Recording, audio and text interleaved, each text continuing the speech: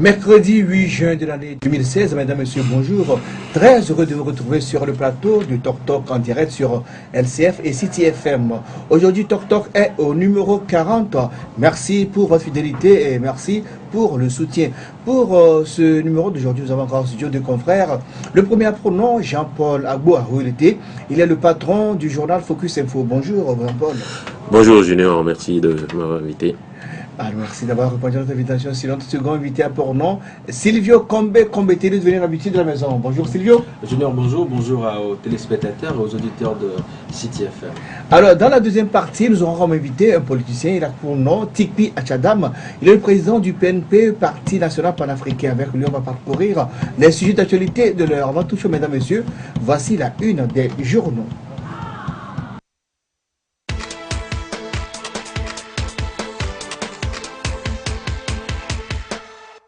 La une des journaux de ce mercredi 8 juin 2016, nous démarrons par le quotidien privé Liberté. Liberté qui titre à sa une « Allégeance annuelle au chef suprême des armées ».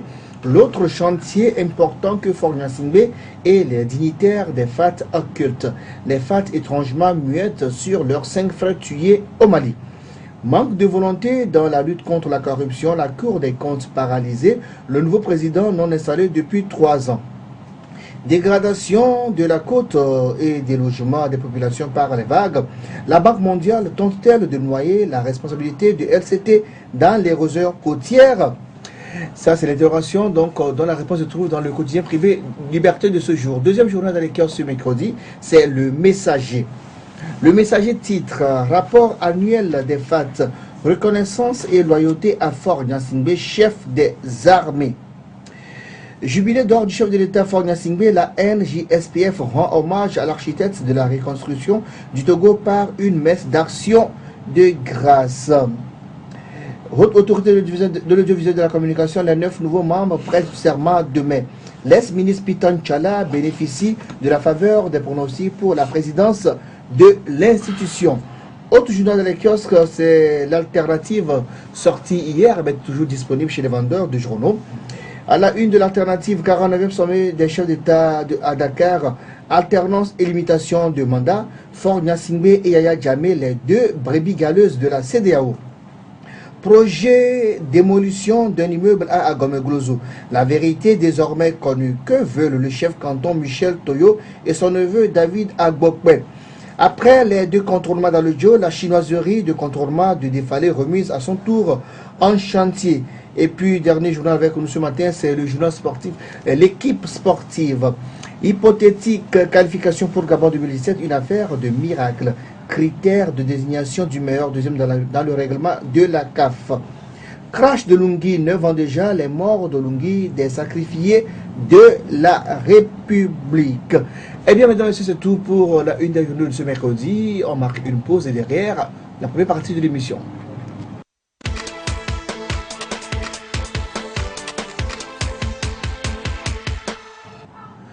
Retour donc en studio avec nos 2 invités. Je rappelle que nous avons ce matin Jean-Paul Agbo Arouilete de Focus Info et Silvio Combete de africarendez-vous.com. Alors, chers confrères, l'information est tombée ce matin. On a pris la triste nouvelle.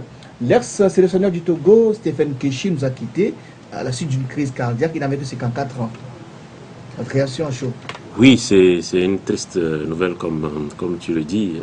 Keshi a été un grand joueur qui a marqué l'histoire des Super Eagles de son pays. Et nous l'avons surtout adoubé au Togo parce que c'est lui qui, pour la première fois, a permis aux éperviers de se qualifier pour une Coupe du Monde. Donc il restera à jamais dans les annales de l'histoire du football togolais. Donc c'est vraiment une triste nouvelle, surtout que à 54 ans, il nous semble un peu jeune pour partir. Et il part aussi quelques semaines ou quelques mois après la disparition de sa femme. Il nous faut simplement nous incliner devant sa mémoire et puis voir dans quelle mesure le monde sportif togolais peut participer aux obsèques qui s'annoncent quand même grandioses dans son pays. Silvio? Oui, moi aussi je ne peux que m'attrister sur son sort parce que le monsieur, il est dense. On l'a vu comme Jean-Paul l'a dit, c'est grâce à lui que le Togo a fait son baptême de feu en 2006 à la Coupe du Monde en Allemagne. Et aussi, il faut voir un peu comment il a pu conduire les Super Eagles lorsqu'il avait les tenants de cette équipe-là. Donc on ne peut que s'incliner devant sa mémoire, que c'est un grand homme.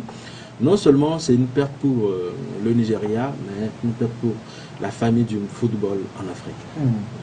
Mesdames, Messieurs, repose en paix, Stéphane Keshi. Vraiment, nous en avons beaucoup de regretter au Togo. Dommage qu'il nous a quittés si tôt, parce que là, il y a encore de cela 1-2 semaines, il a trouvé un contrat pour un joueur togolais.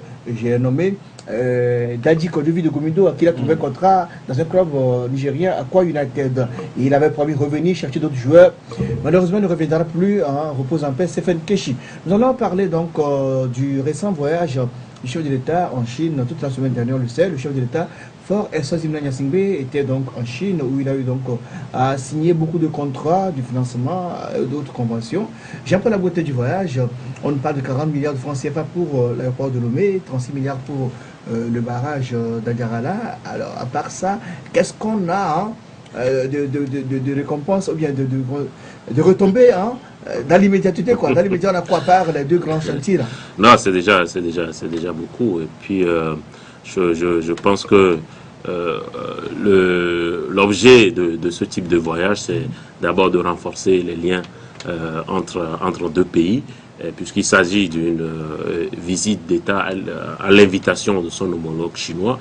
Donc, c'est d'abord célébrer, si vous voulez, la coopération entre les deux pays, renforcer les liens qui sont lointains et qui sont plutôt beaux-fils, qui datent des années 70. Et le président chinois aime bien le rappeler que le Togo fait partie des pays qui ont soutenu la candidature de la Chine au Conseil de sécurité, malgré la pression de beaucoup de pays occidentaux. Donc, il y a un lien particulier, un lien fort entre les deux pays. Donc, il s'agit d'abord de célébrer cela. Et puis, évidemment, il ne faut pas se voiler la face. Le voyage aussi avait, et surtout, peut-être une dimension économique. Nous sommes à la recherche de ressources, nous sommes à la recherche d'investissements, nous sommes à la recherche de financement, parce que les besoins au Togo sont immenses, les attentes sont importantes.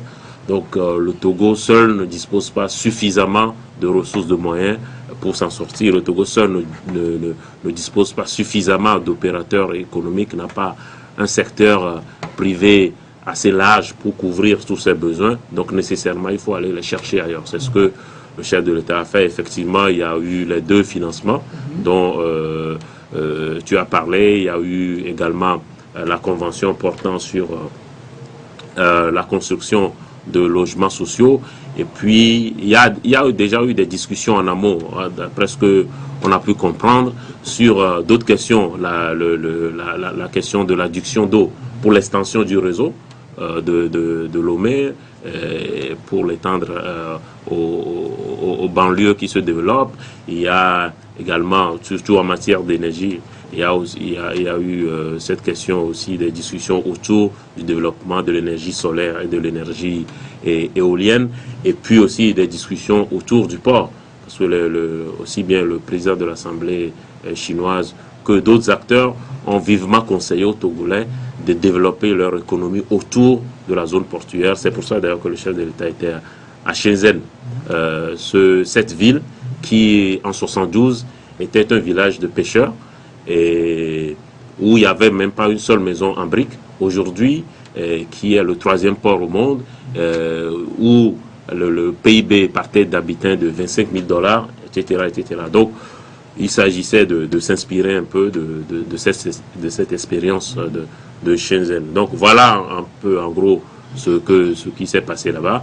Et il ne faut pas s'attendre à ce que le lendemain même du voyage, le quotidien du Togolais irlandais change. C'est plutôt des choses qui se situent sur le moyen et le long terme. Votre regard sur la récente visite du chef de l'État togolais, Faure Gnassingbé, donc en Chine, Silvio? Oui, moi, d'abord, je veux m'en réjouir, parce que c'est toujours bien de tisser des liens de coopération avec ces grandes puissances. C'est de bonne guerre. Aujourd'hui, quand on prend l'aéroport international Gnassingbé et Adéma, qu'on va étendre, Moi j'ai un petit problème par rapport à un certain nombre de financements. Quand on prend l'aéroport international Gnassingbé Yadéba, certes, aujourd'hui, il est devenu une référence d'ailleurs en Afrique de l'Ouest en matière de stand-in. Et tout le barrage d'Adjralala, on se rappelle encore, il y a eu le lancement qui avait été fait avec l'ancien président béninois Thomas Yaïbouni. Mais il y a un petit souci. Aujourd'hui, quand on voit un peu les prêts octroyés au Togo, on se demande bien comment est-ce que ces fonds-là sont gérés. Parce que, par exemple, il y a eu des financements qui ont été octroyés pour la construction des routes ici au Togo. On a vu qu'aujourd'hui, ces routes sont en train d'être faites. Mais quand on continue dans cette lancée, on risque de s'endetter et de surendetter d'ailleurs. Aujourd'hui, quand on prend un peu le contournement de Défalé, ah mais attendez, c'est un financement colossal. Je n'ai plus le montant fixe en tête, c'est un financement colossal qui a été débloqué, surtout pas des Chinois en plus, pour la construction de cette route. Mais aujourd'hui, cette route est en train d'être faite.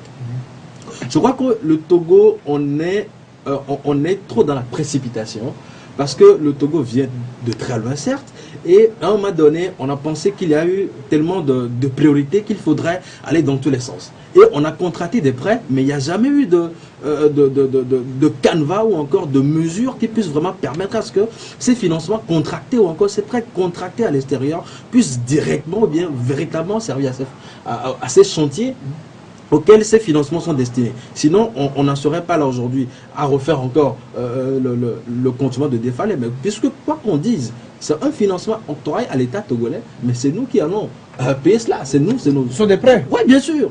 Ce sont des prêts. Mais encore qu'aujourd'hui, quand on parle, certes, du port, il faut vraiment développer cette zone, mais j'ai toujours eu, il y a de cela, depuis 2005 que le chef d'État est au pouvoir, mais je n'ai jamais vu un prêt octroyé pour pouvoir reprendre ou encore pour pouvoir moderniser le CHU Sylvanus Olympio. Aujourd'hui, le Togo n'a pas vraiment d'hôpital digne de ce nom qui puisse vraiment permettre à ce que Edem, si par exemple tu as un problème au Togo, on ne puisse pas. D'ailleurs, je ne sais pas si tu as le moyen aujourd'hui, si par exemple tu te fais monter par un reptile, d'aller peut-être à l'extérieur ou pour se faire soigner à l'extérieur. Donc il faudrait déjà que ces investissements puissent déjà servir le citoyen lambda avant de penser, certes, les routes, mais avant de penser aux grands travaux. Sinon, par exemple, quand on prend même l'investissement, le prêt qui devrait servir à étendre ou bien encore moderniser l'aéroport de Niamtougou, je ne sais pas combien de fois, Junior, tu as déjà fait un vol pour aller à Niamtougou. Donc il faudrait recadrer tous ces financements-là pour que ça puisse vraiment servir le développement du Togo. Bon, certes, il faut faire des prêts parce que je rappelle d'ailleurs que aucun pays au monde ne peut se développer sans contracter des prêts ou bien sans s'endetter. La Chine aujourd'hui qui accorde même des prêts au Togo est endettée à près de 27 000 $. Donc c'est vraiment un sujet qu'il faut vraiment revoir de fond en comble. Alors Jean-Paul Abo, comme le disait tout à l'heure Sylvie Combé, la population, les Togolais le disent aussi aujourd'hui, la priorité n'est pas dans l'agrandissement de l'aéroport de Lomé ni dans la construction du barrage d'Adjarala. C'est d'acheter un nouveau scanner médical pour le CHU Sylvanus Olympio, c'est d'offrir l'eau potable aux populations, c'est construire des forages. Hein? C'est ça, ou bien Jean-Paul? Non, l'un n'exclut pas l'autre. Moi, je fais partie de ceux qui estiment que, en fait, ceux qui considèrent ce genre de débat comme un faux débat. En réalité, un pays ou un gouvernement a des priorités, a des choix politiques et des choix économiques à faire. Donc c'est pour ça d'ailleurs qu'on parle souvent de débat public, il y a l'opposition, il y a une majorité, il y a une minorité, etc. Parce que justement, on est aujourd'hui plus de 6 millions et qu'on n'a pas la même façon de voir les choses. Certains peuvent considérer que construire une nouvelle aérogare, étendre la nouvelle aérogare, construire de nouveaux terminaux, c'est pas important, que eux ils préfèrent peut-être qu'on investisse dans un port de pêche par exemple. Bon, ça c'est un débat. On peut pas considérer finalement que il faut plutôt investir dans les secteurs sociaux plutôt que dans les secteurs productifs. Parce que, effectivement, on a besoin d'un hôpital digne de ce nom, on a besoin d'équiper cet hôpital, d'occuper les hôpitaux, les structures sanitaires, mais ça n'exclut pas, finalement, d'investir dans les secteurs productifs. Parce que un hôpital, ce n'est pas un secteur productif, c'est un secteur social. L'hôpital, le secteur social ne génère pas de revenus pour pour un État. Mais l'État, il profite je plus voulais, à la population. je veux juste finir ce que je voulais dire. Donc, l'État a besoin de ressources puisque, en gros, pour me résumer, c'est un investissement en fait en perte. Parce que c'est un secteur social. Parce que c'est pour les pauvres, les démunis, pour l'ensemble de la population. Pour financer ça, il faut des ressources. Et où va chercher l'État, où l'État va chercher ses ressources pour financer les secteurs sociaux? C'est dans le secteur productif. En construisant une nouvelle aérogare, en construisant de nouveaux terminaux, l'État attire plus de voyageurs, attire plus de compagnies, donc nécessairement c'est de nouvelles recettes qui rentrent. Donc à partir de ces nouvelles recettes, en construisant, en faisant des prêts pour étendre le port, pour développer l'activité portuaire, l'État crée les conditions d'avoir davantage de ressources. C'est ces ressources supplémentaires qui doivent permettre à l'État de financer les secteurs sociaux, les bourses des étudiants, augmenter le salaire des fonctionnaires, etc. C'est comme ça que fonctionne un pays. Donc on ne peut pas dire que plutôt que d'investir dans les secteurs productifs, il faut plutôt... Non, les deux doivent aller de pair. On investit ici, on a un peu de... Non, je veux juste finir. Donc on investit ici, on a davantage de ressources qu'on répercute de l'autre côté. Alors, la question plutôt qu'il faut se poser, à mon sens, ce n'est pas de savoir pourquoi on investit ici et pourquoi, plutôt qu'ici. Non, c'est plutôt... Non, Sylvie, on revient vers toi. Si je veux... Je t'ai pas coupé, donc je vais juste finir mes phrases. Oui, hein? C'est plutôt pourquoi, quand on a davantage de ressources, on n'achète pas un scanner. Mais on ne peut pas dire, oui, allez construire un hôpital plutôt que... Parce que les deux sont importantes, parce que l'hôpital seul ne peut pas suffire à un pays pour générer des revenus, suffisamment de ressources pour développer d'autres besoins qui ne sont pas nécessairement sanitaires. Sylvie Combé. Oui, je suis juste un peu choqué.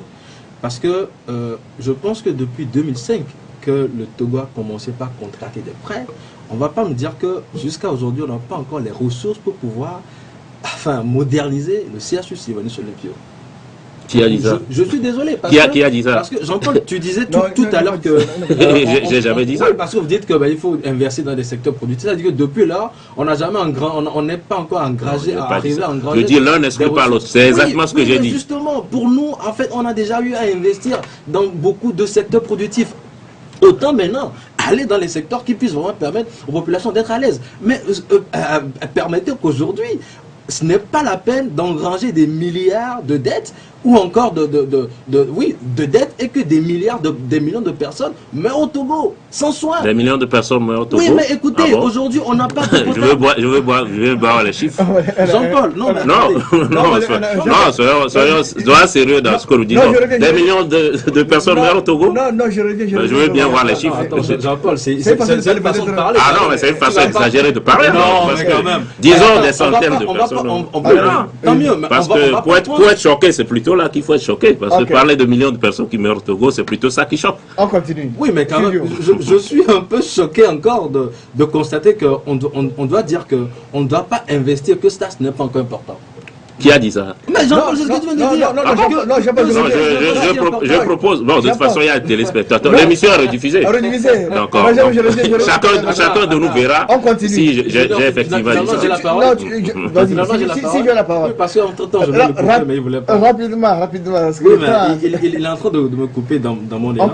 Si je dis un truc qui ne le plaît pas, il peut juste prendre l'autre et puis revenir après là-dessus. On y va. En fait, c'était pour dire qu'on ne va pas tout le temps faire ce débat. On n'est pas contre, en fait, qu'on aille contracter des prêts. Il faudrait qu'on soit d'accord là-dessus. Personne n'est contre. Mais depuis là, on contracte des prêts. Mais aujourd'hui, vous allez à Tark Mondial, vous allez même... Là, à Vaughan, il y a Liberté qui a fait un reportage la dernière fois. On pouvait contracter un prêt juste pour pouvoir accorder, pour pouvoir permettre aux populations d'avoir de l'eau potable. Et ça, tout le monde sera content. Parce que quand il dit aujourd'hui que ce n'est pas forcément du jour au lendemain que le Togolais va le sentir, mais jusqu'à quand? Le Togo vient de très loin. On ne va pas tout le temps investir dans des secteurs tertiaires. On parle d'aujourd'hui de l'énergie éolienne. Ce décret avait été pris déjà depuis 5 ans. Quand on prend la zone Adamavo, moi je me rappelle encore, il y a un communiqué de presse, il y a des travaux. Mais écoutez, on ne va pas être là juste comme ça, que les États, on doit être, nous journalistes, on doit être en fait les watchdogs derrière les gouvernements. Quand ils investissent dans un secteur donné, on doit être en mesure, responsable et sérieux. Leur dire, mais écoutez, ce secteur dans lequel vous vous investissez, cher ami, ça va être porteur, mais est-ce que c'est aujourd'hui l'urgence? L'urgence du Togo aujourd'hui, est-ce que c'est étendre l'arrogance internationale de la Simbiadema? Mais non! On a déjà une nouvelle arrogance, certes. Mais attendez, ce financement, autant encore l'investir dans un autre domaine. Je crois que c'est ça aussi notre responsabilité. D'appeler les gouvernants, en fait, à faire de bons choix, à ne pas juste les suivre comme, voilà. Aujourd'hui, la donne, c'est de contracter des prêts, certes, mais juste d'aller contracter des prêts pour aller contracter des prêts. Je suis désolé. Merci, Sylvie. Jean-Paul, la parole maintenant. Non, je pense qu'on parle de beaucoup de choses à la fois. Il y a beaucoup de confusion, à mon sens. Il y a beaucoup de choses qui sont développées au même moment. Moi, ce que je disais, c'est très clair. Je dis que le fait de doter les hôpitaux, les structures sanitaires, de doter l'éducation nationale de moyens n'exclut pas de financer des secteurs productifs. C'est très clair et je pense que pour moi c'est la logique même de la conduite d'un État. Bon. Un État ne peut pas passer sa vie à financer que des secteurs sociaux parce que justement il n'en a même pas les moyens. Si on va chercher des prêts, c'est parce qu'on n'a pas suffisamment de ressources. Donc je vois que mon confrère est facilement choquable, mais bon, il faut qu'il apprenne à accepter la contradiction. Lui, il pense que au lieu d'étendre l'aérogare de Lomé, au lieu de faire le barrage d'Adjarala... Jean-Paul, le problème c'est que l'aérogare de Lomé vient d'être construit avec plus de 100 milliards. Oui. Ça fait 1 mois, 2 mois que c'est inauguré, mais on compte encore 40 milliards pour l'agrandir. Il y a un problème. Parce que le projet initial est tel qu'il était prévu plusieurs terminaux. On n'avait pas reçu les financements. C'est comme si vous montez un projet que vous essayez de mettre en œuvre. Et finalement, vous allez chercher des bailleurs de fonds, vous allez chercher des partenaires, vous obtenez une partie du financement. Pour tous ceux qui ont l'habitude de la conduite d'un projet, ils comprennent ça très bien. Vous avez une partie du financement, vous n'avez pas tout le financement. Vous réalisez une partie du projet, et lorsque vous avez le reste du financement, vous allez réaliser... Je rappelle par exemple que le barrage d'Adjarala, le financement qui est arrivé, ne suffit pas à lui seul pour faire le barrage. Le Bénin a eu le financement aussi au niveau de la Chine. Oui, oui, parce que le coût total du barrage, jusqu'alors, on n'avait pas le financement total. On ne va pas m'expliquer que le barrage d'Adjarala n'est pas important, pourquoi on est allé chercher... Ce que je dis, tout simplement, c'est que les besoins sociaux sont importants. Il faut les satisfaire. Mais, en même temps, il faut pouvoir... investir dans des secteurs qui génèrent suffisamment de ressources justement pour pouvoir porter les secteurs sociaux. On ne peut pas considérer que ce n'est que les secteurs sociaux dans notre pays qu'il faut financer. Pour moi, les deux vont de pair. On fait ici pour pouvoir les moyens pour faire ça. Encore une fois, pour moi, la question importante, c'est est-ce que lorsqu'on a les moyens ici, on fait suffisamment là? Pour moi, c'est ça la question importante. Il faut faire ça. Mais exclure le fait que on investit dans un secteur productif parce que les secteurs sociaux ont des soucis. Pour moi, je pense que c'est une autre question, Jean-Paul. Jean-Paul, à la base, l'aérogare de Lomé était censé coûter 75 milliards. Au final, on a plus de 100 milliards. Et on est déjà 40 milliards. Que se passe-t-il alors en fait là-bas? Non, moi je ne suis pas dans l'élaboration des projets. Non, il ne s'agit pas simplement de poser des questions. Les questions sont importantes, mais le rôle du journaliste aussi, c'est de trouver des réponses. Parce que entre nous, on s'interpelle ici. Moi, je ne suis pas, je travaille pas au ministère des Infrastructures. Je ne suis pas DG de la SALT. Je ne connais pas le contenu du financement. Pourquoi ça? Moi, j'essaie de parler globalement. Ce que je dis, vous pouvez aller dans n'importe quel pays au monde, on investit dans le secteur productif. Je sais que ça fait plaisir à un certain nombre de personnes d'entendre parce que, bon, voilà, on est dans une opposition presque pavlovienne où on veut toujours, comment dire, faire plaisir à une partie de l'opinion en dénonçant, mais il y a des réalités. Aujourd'hui, c'est comme ça. Demain, que ce soit vous, le président de la République, que ce soit Maître Agboibo, que ce soit Monsieur Fabre, il se déplacera, il ira chercher des investissements ailleurs, il ira chercher des opérateurs économiques, il investira dans les secteurs productifs pour que ça lui permette de répondre aux étudiants qui ont besoin de bourses, aux agriculteurs qui ont besoin de subventions, aux hôpitaux qui ont besoin de scanners, etc. C'est comme ça qu'un pays marque. On peut, pour faire plaisir, raconter ce qu'on veut, mais on ne va pas changer cela. Je pense que le travail du journaliste n'est pas pour faire plaisir à qui que ce soit. Mais si par exemple, pour un financement de 75 milliards, on a 50 milliards, journaliste que je suis, je ne vais pas juste accompagner et dire, mais voilà, allez, contracter des dettes de milliards. On se demande d'abord où est-ce que cet argent-là est passé. Ou encore, le supplément là, en fait, à quoi est-ce qu'on va l'utiliser? Mais je crois que c'est des questions fondamentales qu'il faudrait se poser. Je crois que j'ai également soulevé un point que mon confrère n'a pas semblé saisir. C'est qu'on a eu beaucoup de prêts dans ce pays, mais on ne l'a pas bien géré. Mais quelle preuve a-t-on aujourd'hui que ces prêts qui sont en train d'être contractés là seront bien gérés? J'ai juste donné l'exemple du contournement de Défalé. Mais vous voyez un peu ce qui a été fait. C'est un prêt chinois. Mais on a vu que le travail a été bâclé. On a vu le prêt du travail BIDC. Oui, mais à cette allure, où est-ce qu'on va? Jean-Paul ne va pas me dire que parce que c'est aujourd'hui la donne, il faut contracter des prêts et encourager. Je crois qu'il faut interpeller le gouvernement. Personne ne parle pour plaire à qui que ce soit. Il faut interpeller le gouvernement, être responsable dans ses actions. Je crois que c'est à ce travail que nous sommes appelés. Mais si le gouvernement fait des prêts, on doit interpeller le gouvernement pour dire, certes, vous devez faire ces prêts, mais il faut également arriver à nous rendre compte. Et interpeller les députés, à interpeller aussi les ministres, à pouvoir faire, à donner la situation exacte. Non, personne ne dit le contraire. Oui, sur le fait, encore une fois, je dis que... Juste 20 secondes. Oui, juste 20 secondes. Je crois qu'on parle de beaucoup de choses et on mélange tout et on donne l'impression, en fait, il n'y a pas un fil conducteur. Moi, je n'ai jamais dit qu'il ne faut pas que les gens rendent compte. Ce que je dis, en tout cas, ce que je conteste, c'est de dénoncer la pertinence du financement ou la pertinence du projet. Et il y a une différence à faire entre la pertinence d'un projet, lorsque vous élaborez un projet, et déterminer sa pertinence, considérer que c'est un bon projet pour un pays ou pour vous-même, et puis, dans l'exécution, que ce projet soit mal exécuté. Donc, quand on parle de contournement de Défalé, est-ce que le fait de vouloir construire un contournement à Défalé, est-ce que c'est pertinent? Oui, c'est pertinent. Est-ce que mon confrère considère que ce n'est pas pertinent? Maintenant, est-ce que c'est bien exécuté? Non, ce n'est pas bien exécuté. Là intervient effectivement la question de la bonne gouvernance, la question de l'impunité, etc., qui sont importantes, mais qui n'ont rien à voir. Non, j'ai pas dit ça. Je dis c'est important, mais qui ne remettent pas en cause la pertinence du projet. Si vous réalisez quelque chose et que finalement vous le faites mal, ça ne veut pas dire que votre idée première n'était pas bonne. C'est ça que je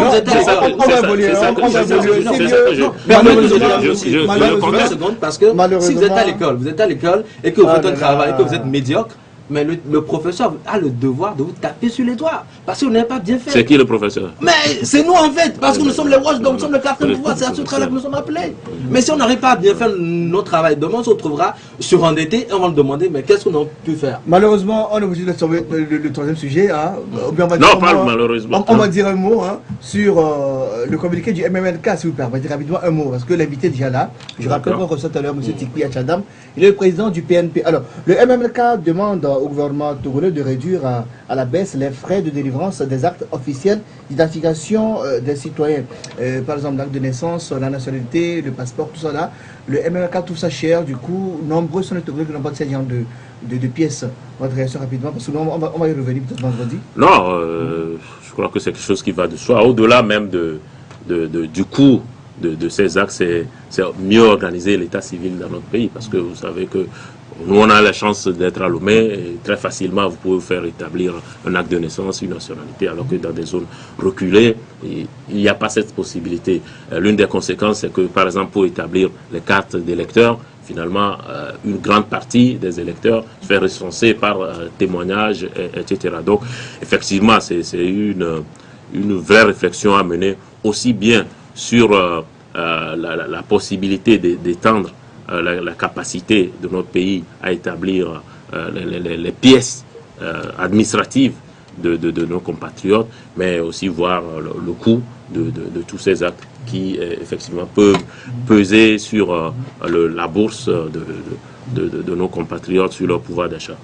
Alors, Sylvie Combé, le mouvement MMRK du passeur de communes lance un appel envers le gouvernement, messieurs, baisser les prix des actes d'identification officielle. Oui, mais je pense que c'est très important. Je m'attendais peut-être à entendre que ce n'est pas encore l'urgence ou encore ce n'est pas important. Mais c'est bien parce qu'il faut vraiment aller dans ce domaine-là, parce que vous n'êtes pas sans savoir que il y a beaucoup de nos frères et de nos sœurs qui sont à l'intérieur du pays, qui, lorsqu'ils doivent maintenant aller à des examens, se PD, comme ça, ils doivent vraiment maintenant introduire des pièces justificatives, montrant vraiment qu'ils sont des Togolais ou encore qui sont nés à telle date. Souvent, c'est très compliqué et c'est la société civile qui, à travers certains projets financés par la GIZ ou encore d'autres partenaires internationaux qui arrivent à permettre à ces enfants-là, à ces élèves-là de pouvoir se doter justement de ces pièces-là. Je pense que c'est de bonne guerre parce que quand vous comparez un peu le Togo à d'autres pays, la pièce d'identité au Togo, valable juste pour 5 ans. Dans d'autres pays, c'est pour 10 ans. Est-ce qu'on ne pourrait pas également aller vers là? Ou même si on ne prend pas... Mais en temps, la photo, la personne va vieillir, hein, parce que en temps on verra les barbes, tout ça, on va pas retrouver sur la photo. Bon, ça c'est également un autre sujet. Vous voyez, maintenant si on dit pour 5 ans, il faut renouveler chaque fois, maintenant à quel frais? On parle également de l'acte de naissance. À quel frais? Si c'est possible même, le rendre de façon gratuite. Hein, pour tout le monde, pour que les gens puissent ne serait-ce que se doter de ce précieux sésame-là qui te permet forcément, par exemple si tu veux aller à la banque, faire un prêt, il faut ouvrir un compte. Il faut ouvrir un compte. Et tu ne peux pas ouvrir un compte aujourd'hui sans ta pièce d'identité ou encore ton acte de naissance. Donc je pense que c'est de bonne guerre, c'est une bonne interpellation. Il faudrait également qu'on puisse soutenir cette action-là. Nous y reviendrons vendredi avec d'autres invités, pas vous. Hein. Mesdames et messieurs, nous allons marquer une pause. Derrière, nous recevons notre invité. Hein, c'est un politicien. Il s'appelle Tikpi Achadam, président du PNP.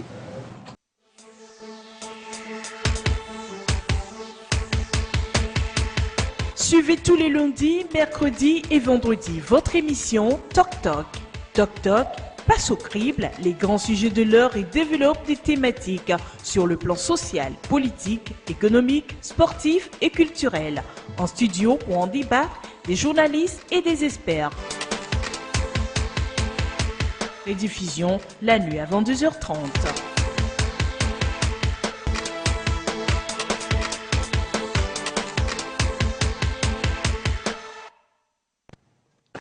Je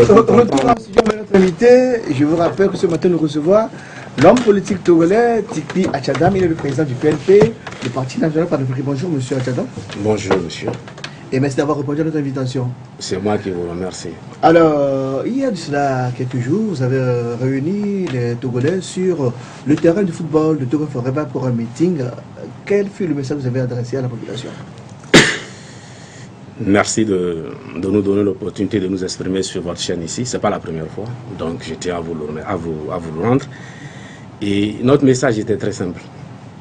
Vous savez, aujourd'hui, on a besoin de faire basculer les choses. Et pour y parvenir, il faut que des gens se mettent debout. Mais pour mettre les gens debout, il faut les amener à prendre conscience. Et c'est le premier élément de notre devise, conscience, intégrité, développement. Le travail que nous faisons aujourd'hui est essentiellement axé sur comment provoquer la prise de conscience chez les Togolais sur la situation qu'ils vivent actuellement. Et de la manière dont ils ont été gérés jusqu'à aujourd'hui. C'est-à-dire qu'il faut leur expliquer comment se fait-il qu'une famille s'impose à nous pendant un demi-siècle. Comment cette famille est parvenue à cela. Et là, nous avons expliqué aux gens que le pouvoir a usé du diviser pour mieux exploiter, diviser pour bien régner. Donc sur des divisions communautaires, professionnelles. Et ceci a conduit à une identification au pouvoir. Vous savez, les Togolais, quand un des leurs, en tout cas ethniquement parlant, est au pouvoir, ils se considèrent comme étant au pouvoir. Et ça, c'est un problème. Et du coup, même en politique, les gens on suit des hommes et non des idées. Or, quand vous suivez des hommes, vous êtes souvent déçus. Parce qu'à suivre une girouette, vous devenez une girouette par vous-même. Et donc, on est en train de dire aux Togolais de se déconnecter de l'identification au pouvoir. Nous avons pris un exemple donné. Si un Losso est au pouvoir, les Togolais disent au Losso, c'est vous qui êtes au pouvoir. Les Losso aussi sont conscients, ils disent oui, c'est nous qui sommes au pouvoir. Alors que ce n'est pas le cas. Un Losso au pouvoir ne veut pas dire que c'est les Losso qui sont au pouvoir. Cette identification fait qu'on a un problème dans les débats politiques. Le deuxième élément, c'est que depuis le processus a commencé, nous avons vu l'Église prendre des positions très claires. Et la dernière fois, ils ont sorti une déclaration qui résume les actions de l'Église depuis avant les indépendances jusqu'à aujourd'hui. Et quand vous lisez ce rapport, ou en tout cas ce document, vous ne pouvez pas vous empêcher de vous demander et la communauté musulmane. Et donc, nous sommes allés vers la communauté musulmane dans le discours, bien sûr, dans nos communications, pour leur demander pourquoi eux, ils ne réagissent pas, pourquoi ils ne prennent pas position.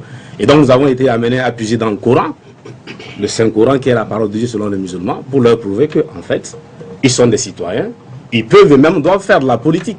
Et quelle est leur position aujourd'hui et quelles sont leurs déclarations? Ce n'est pas normal que l'Église empile des déclarations et que l'Union musulmane n'en ait pas une seule. Ce n'est pas normal parce que les musulmans, ce n'est pas des étrangers. Donc voilà à peu près le message qu'on a livré, en tout cas aux populations qui étaient là sur le terrain de Forever.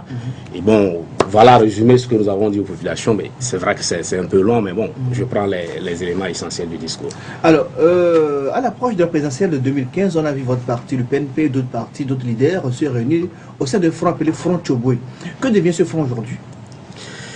Déjà, à la veille des élections, le PNP avait quitté le front. Vous savez comment le front était né? Le PNP avait pris l'initiative de réunir tous les partis politiques de l'opposition et on l'avait fait avec le responsable de la société civile, le maître José Sajavon, et avec qui j'ai co-présidé ces réunions-là au Césal.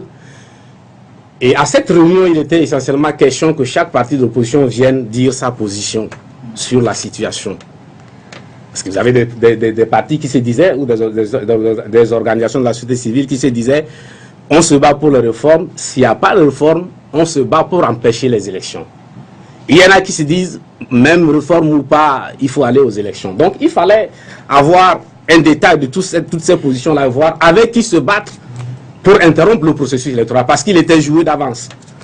Et donc c'est à l'issue de ces réunions, 3 réunions au César, que s'est dégagée, en tout cas cette entité-là, composée des associations que vous avez vues et des partis politiques que vous avez vus dans le Front Tchobwe. Nous nous sommes battus jusqu'à la veille des élections, mais juste avant les élections, et le PNP a quitté le Front Tchobwe, et puis aujourd'hui, je ne sais pas si le Front Tchobwe continue ses activités. Que deviennent alors vos revendications? Vous savez, le pouvoir est passé en force, et ce que nous avons prévu est arrivé. Les résultats étaient prévus, vous les connaissez.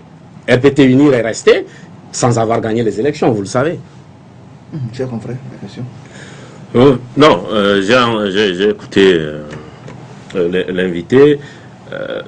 Depuis, je suis un peu le parcours, j'ai du mal à comprendre où se situe effectivement le parti. Est-ce que on est dans une démarche révolutionnaire en marge finalement des institutions de la République telles que c'est conduit aujourd'hui, ou on s'inscrit plutôt dans une démarche plutôt républicaine institutionnelle? Parce que vous parlez d'une famille qui règne sur le pays depuis longtemps. Moi, il me semble que même s'ils ont le même homonyme, c'est pas la famille qui règne sur le pays. Vous avez parlé de remettre en cause un certain nombre de choses. Vous faites partie de ceux qui ont créé le Front Tchobwe, notamment avec Claude Ameganvi, qui sont plutôt dans une logique révolutionnaire, qui ne font pas confiance aux institutions aujourd'hui telles qu'elles existent, telles que la présidence de la République, la primature, l'Assemblée nationale, etc. Il y a aussi certains qui sont dans la même position, mais qui continuent, tout en ayant ce genre de discours révolutionnaire, mais qui continuent à participer aux élections. C'est ce que moi j'appelle le paradoxe de l'opposition togolaise, ou la contradiction permanente d'une partie de l'opposition togolaise qui appelle au renversement de la table tout en participant au dîner. Donc oui, voilà, moi j'aimerais bien savoir où vous vous situez finalement dans tout ça. D'abord, le PNP ne considère pas la gestion des affaires publiques comme un dîner. Si vous le considérez ainsi, nous on n'est pas au dîner. On n'est pas au dîner dont vous parlez. Nous n'avons pas, vous voyez, la même perception de la gestion de la chose publique. On parle de dîner. Nous ne parlons pas de dîner. Quand on me dit... C'est une figure de style. Quand on me dit... Prenez-le comme ça. Oui, oui. Vous savez... Quand on parle de renversement de la table, on n'est pas autour d'une table. Le Front Tchobwe, quand vous avez parlé, je n'étais pas intervenu. Donc laissez-moi intervenir et développer mon argumentaire. Le Front Tchobwe a été créé pour un objectif. Faire en sorte que l'on se batte pour obtenir coûte que coûte les réformes. Parce que sans la réforme, on n'aurait pas d'élection transparente. Alors, qu'on me dise que le groupe était composé de révolutionnaires, de non-révolutionnaires, ce n'était pas ça l'objet du problème. L'objet de Tchobé, c'était de se battre pour obtenir la réforme. Maintenant, qu'on me dise qu'il ne s'agit pas de la famille, ce n'est pas moi qui l'ai dit. C'est Faure qui a dit, mon père m'a dit de ne jamais laisser le pouvoir s'échapper de nos mains. Ce n'est pas moi qui l'ai dit. Alors, si ce n'est pas le cas, dites-moi pourquoi, au décès de Yadema, c'est Faure Gnassingbé que l'armée met au pouvoir. C'est quoi son élément, c'est quoi sa légitimité? Pourquoi c'est lui que l'armée a choisi? Pourquoi c'est à Faure Gnassingbé que l'armée a fait allégeance? Qu'est-ce qu'il avait de différent par rapport aux autres militants de RPT? Il n'avait que sa filiation avec le chef de l'État défunt. Donc je ne comprends pas votre logique. Faure a été mis au pouvoir parce qu'il est fils de Yadema et c'est pour ça qu'il est là. Il est assis sur un système qui a porté son père et c'est ça qui continue. Donc vous ne venez pas me dire que c'est pas parce que il est descendant de Yadema qu'il a été mis au pouvoir. Moi j'ai une petite question. Oui, allez-y. De quoi vous plaignez-vous aujourd'hui? Vous dites avoir constitué avec Maintenant, si vous permettez, il a parlé de la marge, évoluer en marge de la République. Je ne comprends pas pourquoi il voit en nous des acteurs en marge de la République. Je ne vois pas pourquoi il parle de la marge. Je crois qu'il y a un problème de compréhension. Non, il y a un problème de compréhension. Je vous ai posé une question. Oui. Je n'ai pas fait d'affirmation. Je vais demander, est-ce que vous considérez en marge? C'était une question. Maintenant, si vous le prenez pour vous, bon, Non, on ne peut pas évoluer à marginaliser, ce n'est pas possible. Et ce n'est même pas normal qu'on se marginalise nous-mêmes. Ce n'est pas normal. Je crois qu'il y a une incompréhension entre les termes qu'on utilise. Bon, allez-y, je laisse mon confrère. Peut-être qu'on n'a pas la même formation. Certainement. Certainement. On continue. Moi, j'aimerais bien vous demander, de quoi vous plaignez-vous aujourd'hui? Vous dites avoir constitué le front avec Zeus avant pour décrocher les réformes, encore pour bloquer ce que vous appelez un régime qui a fait un demi-siècle au pouvoir, et vous êtes retiré à la veille du scrutin, et après vous dites que ce à quoi vous attendez arriver, aujourd'hui, de quoi vous plaignez-vous? Nous ne nous plaignons pas. Nous ne nous plaignons pas. Nous nous sommes dit, les élections au Togo n'ont jamais été transparentes. Et donc, les élections de 2015, vu la manière dont c'était préparé, vous étiez là, le fichier électoral n'était pas clean. Vous avez vu les conditions dans lesquelles les élections étaient préparées. Et donc, il fallait se battre pour obtenir les réformes. Nous nous sommes battus jusqu'à la dernière heure. Nous nous sommes rendus compte que le pouvoir était toujours dans sa logique de les chiens à voir, la caravane passe. Et donc, à la veille des élections, il fallait peut-être laisser la liberté aux partis de se positionner par rapport aux élections après. Parce que notre lutte, elle a abouti jusqu'à la veille à ce que nous voulons faire, mais nous n'avons pas obtenu la réforme. Et donc, nous, on quitte le front Tchobé, les autres aussi se sont arrêtés, mais je n'ai pas vu d'organisation, en tout cas d'acteurs de Tchobé, en train de demander aux gens d'aller voter. Et quand nous nous sommes retirés, c'était pour lancer notre mot d'ordre de demander aux militants du PNP de rester chez eux et de ne pas aller voter, parce que c'était joué d'avance. Mais au début, vous avez promis empêcher l'élection, vous ne l'avez pas fait. Nous avons fait tout ce que nous pouvions, on n'avait pas une obligation de résultat. Nous avions une obligation de moyens, nous avons mis tous les moyens à notre disposition, les moyens légaux, les moyens légaux bien sûr. Nous avons organisé une marche de protestation pour obtenir les réformes. Nous avons marché du pont d'Argois jusqu'au GTA. Et vous étiez combien? Même 3 Togolais qui s'expriment, c'est important. Vous ne le croyez pas? Je crois que parce que pour vous, en démocratie, la minorité ne compte pas. C'est ça la minorité compte, mais la minorité justement peut maintenant, vous avez vu ce qui était à la marche, mais vous avez vu ce qui était au meeting la dernière fois. Le PNP est né il y a 2 ans. Je ne sais pas. Vous savez, vous avez des journalistes qui ne sont pas curieux. C'est-à-dire qu'ils ne vont pas de manifestations politiques. Mais quand on vous invite, ils vous présentent une image que vous n'avez pas. D'abord, quand il dit combien on était à la marche, on n'était pas des milliers, mais on n'était pas 10, on n'était pas 200 ou 300. Maintenant, je me demande si mon ami était au mythe de la dernière fois à Forêt là. Non, je ne suis pas obligé d'aller au meeting. Non, je ne suis pas obligé d'aller au meeting pour faire des analyses. Si vous avez à vous prononcer, moi je pose des questions, vous êtes invité, on a le droit de vous poser des questions. Si vous avez à vous prononcer, si vous ne voulez pas encore vous poser des questions, on va se taire. Moi j'aime les questions. Alors, si vous avez à vous prononcer, vous avez pris un certain nombre de positions. Un instant. Si vous avez à vous prononcer sur les partis politiques, vous êtes tenu de suivre leurs activités. Autrement, je ne vois pas comment vous allez le recevoir sur un plateau. Parce que j'ai une rédaction et il y a des gens, on couvre beaucoup d'activités, on n'est pas obligé de venir à la vôtre. Bon, ma question était ça veut dire que vous choisissez. Oui, on a le droit de choisir. Ma question était... Et quand vous ne suivez pas un parti, vous ne prononcez pas sur lui. Non, je vous ai dit tout à l'heure... Je ne suis pas sûr. Je n'en suis pas convaincu. Oui, bon, ça, je vous laisse Beaucoup pensent que la politique... J'ai pas pu poser ma question. Non, je reviens tout à l'heure. D'accord. Beaucoup pensent que la politique togolaise aujourd'hui, c'est un peu comme du sketch où vous aussi, vous n'en êtes qu'un acteur et vous contribuez aujourd'hui à l'enracinement de ce système-là que vous-même vous dénoncez. Je voudrais aussi vous demander de bien suivre le Parti national panafricain. Écoutez nos discours, suivez nos positions, notre raisonnement et notre logique. Ce que vous dites, tout le monde le dit, hein, d'autres présidents de partis politiques le disent. Bon, ils le disent, mais il faut voir la cohérence entre les positions et les discours. Quand vous parlez de sketch, moi je ne vois pas de sketch. Nous sommes sérieux. Allez être dans une dynamique et à la veille, vous dites, vous vous retirez et après vous demandez au vote de ne pas aller voter. Vous n'avez pas suivi. Est-ce que là, vous ne demandez pas d'accomplir leur devoir civique et au même moment, vous risquez en tant que de revenir un peu je ne sais pas à la scène qui est que la opposition avait déjà produite. Je ne sais pas si je me suis mal expliqué ou c'est vous qui n'avez pas compris. Je ne sais pas. En tout cas, je le prends sur moi. J'ai dit, le Front Tchobé a été créé pour un objet. Se battre pour obtenir les réformes.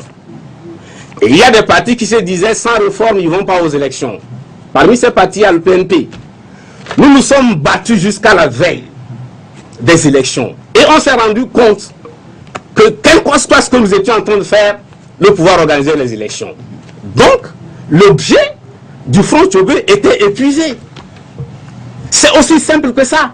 Nous reprenons notre position pour dire, nous, on ne va pas aux élections et nous donnons le mot d'ordre. Ne pas aller aux élections, pour vous, c'était la meilleure manière de pouvoir décrocher ce que vous voulez. Pourquoi aller à des élections jouées d'avance?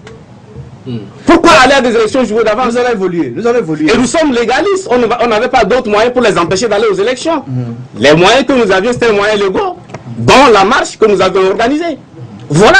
Le parti était déterminé à les élections. Nous disons, nous arrêtons, mais nous demandons à nos militants de ne pas aller voter. Jean-Paul, votre question et on évolue rapidement dans votre groupe. Non, moi j'avais posé la question de savoir, ils étaient à combien à la marche. J'avais pas derrière la tête un esprit moqueur. Non, c'était pour dire en réalité que il y avait à l'époque du processus électoral présidentiel le parti au pouvoir et puis en tout cas la force la plus importante de l'opposition qui voulait participer à cette élection. Et vous avez des partis comme celui de l'invité que moi je considère comme c'est pas méchant ou c'est pas tout que je mais c'est la réalité, qui sont des partis ultra minoritaires. Ils ont droit à la parole, ils ont droit à la visibilité, à l'existence, mais on est bien obligé de reconnaître qu'ils sont ultra minoritaires. C'est parce que justement, ils sont ultra minoritaires que leur tentative à travers le Front Tchobé, leur appel à empêcher les élections, tout ça n'a pas abouti parce qu'ils sont ultra minoritaires. C'est à cela que je voulais en fait arriver, c'est tout. Moi, ce que je ne comprends pas, voilà quelqu'un qui ne suit pas un parti politique, qui ne suit pas ses activités. Pourquoi vous continuez à affirmer? Et il est là, il dit, vous êtes un parti ultra minoritaire. Vous n'avez pas suivi nos activités. Pourquoi vous dites que vous n'avez pas en retour nos activités? Pas besoin de suivre vos activités. Est-ce que vous connaissez un parti politique, un seul parti politique qui réunit en réunion hebdomadaire 500 militants? Vous en connaissez? Je vous invite à notre réunion hebdomadaire. Si vous voulez, je vous invite. Est-ce que vous connaissez un parti politique aujourd'hui qui réunit chaque samedi, c'est de façon hebdomadaire, 500 militants pour une réunion hebdomadaire? Vous en connaissez? Le nombre que nous avons réuni au terrain de Forever, vous n'en savez rien. On a vu les images. On a vu les images. Est-ce que vous avez le même message que lui? Oui, mais faire un meeting. Vous l'avez en analyse. Oui, mais faire un meeting des gens ne veut pas forcément dire. Nous allons évoluer. Mais ce n'est pas tous les partis qui ont des meetings. Ça veut dire que ça a un sens. Ok, monsieur Achadam, le quotidien privé Liberté nous informe dans l'une de ses parutions ces derniers jours que le Haut Commissariat à la réconciliation et au renforcement de l'unité nationale H-Crune annonce un atelier de réflexion et d'échange du 11 au 15 juillet prochain à Lomé sur les réformes politiques et institutionnelles. Cette rencontre devra regrouper des institutions de la République, des départements ministériels, les organisations de la société civile, les partenaires financiers et surtout les partis politiques. Le PNP est-il invité? Non, le PNP n'a pas été invité.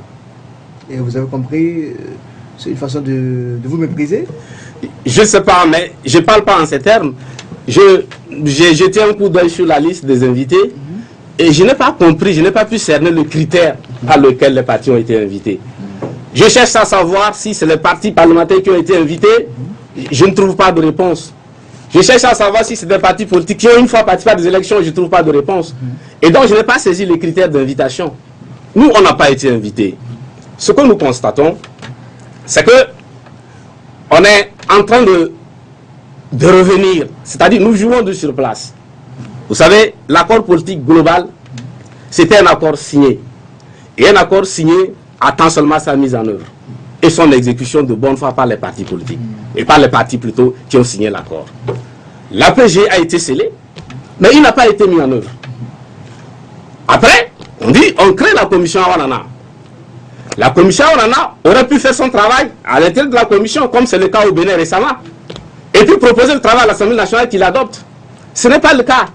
On revient maintenant, on crée le débat, on dit, venez, discutons des réformes. Il faut discuter maintenant des réformes. Nous estimons qu'on fait du surplace. Mais, pourvu que les réformes soient faites, mais quand vous prenez l'APG, il est net, tout est dedans. Que propose le PNP alors dans ce cas? Pour nous, il s'agit de reprendre l'accord politique global et le mettre en application, c'est tout. Et qui doit prendre l'initiative? Il est déjà scellé. Il est là, il a été signé. Pourquoi on revient sur l'accord politique global? C'est un peu comme le fait qu'on soit revenu sur la position de 92. Vous voyez, finalement, au lieu de résoudre un problème, on en crée de plus complexes. Nous avons une constitution acceptée par tout le monde. Après, on la révise. Et nous avons des problèmes avec notre constitution. Nous arrivons à l'APG, adopter et signer. On ne l'applique pas. On crée une commission pour réfléchir. Et c'est la même chose qui se passe avec la décentralisation. Pour cette rencontre, vous n'avez pas été invité. Est-ce que vous pensez, vous comptez peut-être faire porter votre voix par un parti politique, ou passer encore par le président ou encore le porte-parole de l'opposition togolaise? On ne nous empêche pas de mettre nos idées. Nous continuons pas à parler, par intervenir, pour voir si on peut contribuer. Mais nous disons que l'accord politique a été signé, scellé, il suffit de le mettre en œuvre. C'est tout. Mais ça dit pour mettre en œuvre l'accord politique, faire les réformes par exemple, il faut passer par l'Assemblée et il va falloir avoir un consensus. Alors qui doit imprimer cette dynamique pour qu'on ait un consensus pour faire les réformes? Ce que je ne comprends pas, au décès du général Adema, l'Assemblée nationale fait un travail de révision de la Constitution. Il faut revenir à l'Assemblée nationale, il est devenu président de l'Assemblée nationale, et puis après, il est venu au pouvoir. L'Assemblée nationale fait ce travail en 2 ou 3 jours seulement. Pourquoi elle ne peut pas faire la même chose s'agissant de l'APG? Parce que l'Assemblée nationale à l'époque, il me semble, était monocolore, qu'aujourd'hui il faut une majorité qualifiée. Qu'est-ce que ça change? Qu'est-ce que ça change étant donné? Moi aussi, je souhaite finir juste mes phrases, si vous le permettez. Non, et donc, comme ça a été dit, il me semble qu'il faut un minimum de consensus des acteurs, non pas sur le principe même de mettre en œuvre l'accord politique global, qui, à mon sens, doit être mis en œuvre, mais sur le contenu de ces réformes. Lorsqu'on prend par exemple l'élection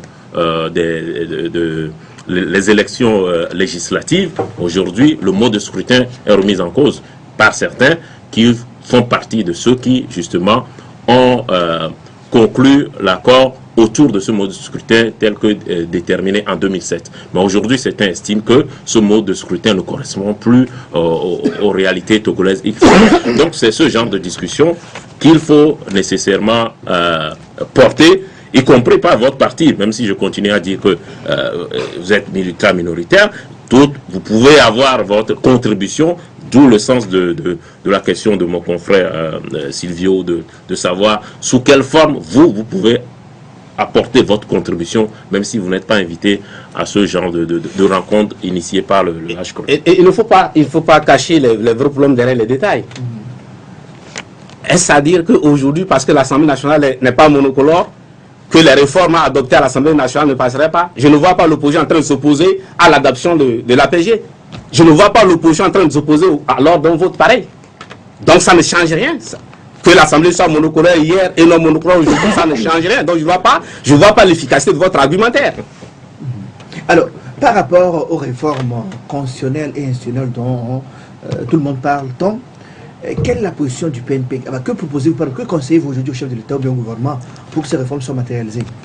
Qui prennent les dispositions pour que l'APG soit mise en application. Lesquelles par exemple? Il y a beaucoup de dispositions dans l'APG, mais les plus essentielles, par exemple, le mode de scrutin. Nous sommes les seuls dans la sous-région où le mode de scrutin encore à un tour. Le mode de scrutin. Il faut introduire le vote de la diaspora, mais il faut revoir la chaîne du processus électoral. Depuis l'organisation des élections jusqu'à la proclamation des résultats. Cette chaîne est infectée de bout en bout. Voilà les éléments essentiels. Mais il y en a d'autres, on pourra en discuter. Moi, j'aimerais bien poser une dernière question, si possible. Vous avez dit entre-temps que vous aviez travaillé pour obtenir les réformes avant les élections de 2015. Aujourd'hui, qu'est-ce que vous faites concrètement pour que d'ici 2020, on puisse vraiment obtenir ces réformes-là? Nous continuons de le faire. Tout ce que tous les mythes que nous organisons aujourd'hui, n'en déplaise à mon ami, donc, de nombreux meetings. C'est à travers des meetings que vous allez obtenir les réformes. Vous voulez qu'on prenne des armes? Non, moi je vous pose la question de savoir, journaliste. Il y a des meetings. Est-ce que c'est les meetings qui vont permettre d'avoir les réformes? Nous nous exprimons, nous écrivons, nous parlons. Vous écrivez à qui par exemple? Nous écrivons dans les journaux, au peuple togolais. Nous nous exprimons, on explique pourquoi c'est important d'avoir les réformes. Vous nous proposez un autre moyen. Nous utilisons les moyens légaux, les meetings, les conférences, les explications, la formation des militants. Parce qu'il faut qu'ils en prennent conscience. Vous avez un autre moyen légal. Pourquoi ne pas faire signer par vos militants qu'on ait les signatures pour provoquer un référendum par exemple? Puisque si on a 500 000 signatures, on peut aller à un référendum par rapport aux réformes. Vous savez, c'est une pratique. Nous n'avons pas adopté au PNP. Vous faites une proposition, nous ne l'avons pas adoptée. Ce n'est pas notre démarche. Voilà les démarches que nous utilisons et c'est ce que nous sommes en train de faire. Et ça va continuer jusqu'à ce que le pouvoir nous verrons, nous analyserons en fonction de l'adversaire. Pourquoi ne vous associez pas à CAP 2015 qui marche depuis un certain moment pour réclamer les réformes? Parce que vous réclamez sur les réformes, mais quand il y a marche, vous n'êtes pas là. Vous savez, moi à Tchadam, je faisais partie d'un parti politique. Le PDR. Le PDR. Oui. Et à l'époque des 5 partis politiques. L'UFC, l'ANC, la CDPA et autres, pour organiser des manifestations, on s'est retrouvés, j'ai fait partie de ces réunions-là, j'ai participé à ces réunions. On se retrouve, on réfléchit, on se met d'accord sur l'action à mener. Si on retient une marche, on écrit une lettre signée ensemble qui va au ministère de l'Intérieur, l'administration territoriale. Après, on signe tous le tract qui invite les Togolais à s'abstenir de faire quoi que ce soit ou à sortir manifester. J'ai signé personnellement ces tracts. Et au bout de la manifestation, on sait qui intervient de quel parti politique. Si le PNP est invité de façon consensuelle, si le PNP est invité à participer de bout en bout à la conception jusqu'à la mise en œuvre de l'activité qui concerne la marche, oui, nous participons. Mais vous voyez un parti politique sérieux qui est là, qui n'a pas été invité, qui n'a pas été associé à une activité et qui se retrouve dans l'activité. Vous n'avez pas reçu de courrier la fois dernière? De l'ANC, du CAP 2015? Oui. Non, on n'a pas reçu de courrier. Okay. Mais nous disons que si nous sommes associés de bout en bout, oui, pourquoi pas? Mais nous ne nous voyons pas en train de nous joindre à un parti politique qui est déjà... Vous pouvez aller en tant que citoyen à cette marche? Non, nous gérons un parti politique. Nous gérons un parti politique. Si aujourd'hui je vais à une manifestation comme ça, vous ne voyez pas un citoyen à Tchadam à la manifestation, mais vous voyez le président du PNP. Vous m'avez présenté ici, pas comme à Tchadam, mais en même temps à Tchadam, le président du Parti national panafricain. Si je vais, ça veut dire que le Parti national panafricain est là et les militants me demanderont des comptes. Pourquoi vous allez à une manifestation alors que nous n'avons pas décidé ici au niveau du PNP? Parce que la position même de nos militants, c'est de dire, si nous sommes associés de bout en bout, oui, mais nous pouvons nous associer tant que nous n'avons pas été associés depuis la conception à la mise en œuvre de l'activité. Voilà notre position. Mais ceci dit, nous n'avons rien contre ces manifestations. C'est très bien. Si ça peut faire basculer la situation, oui, c'est tant mieux. Nous sommes d'accord, on n'a rien contre cette manifestation, mais nous disons que pour que nous participions, il faut que nous soyons impliqués depuis le début. Silvio. Oui, mais je suis un peu... je suis un peu perdu quand vous disiez entre-temps que vous faites des meetings, parce que le schéma que vous avez présenté entre-temps, c'est que vous avez fait des actions et que ces actions-là, vous avez compris finalement que vous ne pourriez pas avoir les réformes ou encore que les dés étaient déjà pipés. Mais à cet allure, est-ce qu'on ne risque pas encore de se retrouver dans le même schéma ou à la veille de ce dé, vous avez encore tenu le même langage? Le drame, c'est que vous êtes en train de confondre vous êtes en train de confondre Tchobé au PNP, vous êtes en train de confondre, de faire une confusion de circonstances. Non, mais c'est la même chose. Non, mais non, vous êtes en train de confondre Tchobé au PNP et vous confondez les circonstances d'alors aux circonstances actuelles. Mais là, ça a changé alors. Nous ne sommes pas en train d'aller au présidentiel. Mais c'est dans 4 ans. Vous savez, d'habitude, quand on sort des élections, vous permettez, d'habitude, quand on sort des élections, les partis politiques attendent les nouvelles élections pour mener des activités. Et suivez que c'est le PNP qui a changé ça. Au sortir des élections, le PNP a commencé des activités et les autres ont commencé par suivre. Vous ne l'avez pas observé. Quelle activité, par exemple? Les meetings? Oui, bien sûr. Non, les meetings, c'est juste une activité. Je ne sais pas pourquoi vous minimisez dans le cadre d'un parti politique un meeting public. Mais je ne vous comprends pas. Je ne vous comprends pas. Parce que pour vous, réunir les Togolais et leur parler de la vie publique, c'est rien. On n'a jamais dit ça. C'est ce que vous êtes en train de dire.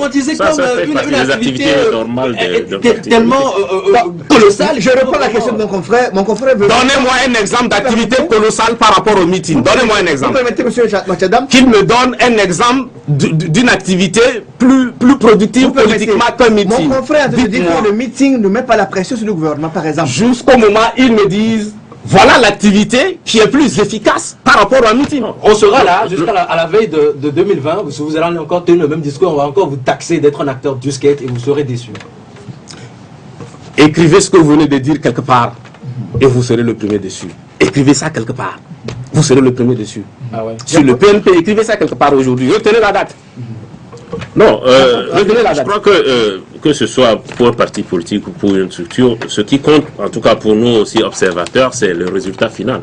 Est-ce que les objectifs sont atteints ou pas? Il ne faut pas justifier les fins par les moyens.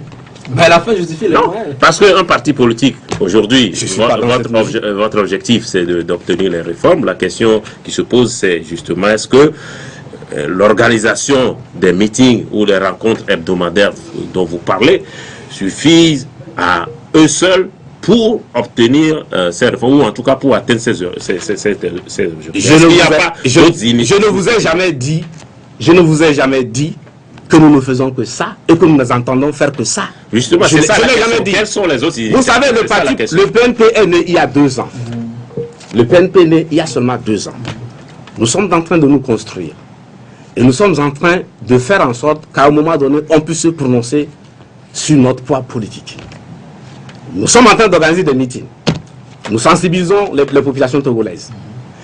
Nous sommes en train de leur expliquer, pour les amener à prendre conscience de la situation du Togo. Le jour où on se rendra compte qu'on a du poids pour sortir dans les rues, nous manifesterons parce que nous tenons les lois. J'ai dit, nous utilisons tous les moyens légaux. Et parmi les moyens légaux, vous avez les marches publiques dans la rue. Nous sortirons le jour où nous nous rendrons compte que nous avons suffisamment réuni les Togolais pour sortir et faire basculer les choses. Donc attendez-vous à une marche. Oui, attendez-vous à une marche du parti politique, le PNP. Nous sommes en train de nous construire. Non, je dis aujourd'hui, la dernière fois, si vous étiez au meeting, j'ai dit aux populations au meeting là-bas, c'est vrai, vous êtes nombreux, mais nous avons besoin que vous soyez plus nombreux que ça pour sortir dans les rues et réclamer la réforme. Nous sommes en train de nous construire progressivement. Vous savez, c'est pas facile, ce n'est pas aisé. Nous avons fait une programmation graduelle. Nous commençons par des explications au siège. Nous continuons par des meetings d'explication sur l'ensemble du territoire national.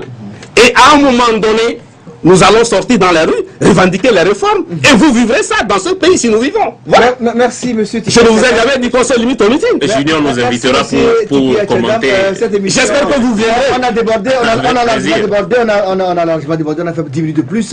Je vous donne rapidement la possibilité de donner un mot de fin avant qu'on ne se sépare. L'émission est finie. Non, moi je crois que le mot de fin, c'est de dire qu'aujourd'hui le Togo a besoin de tous ses fils pour se mettre debout et faire basculer les choses. Mais pour arriver à changer les choses, nous avons besoin d'une opposition au moins à 2 têtes.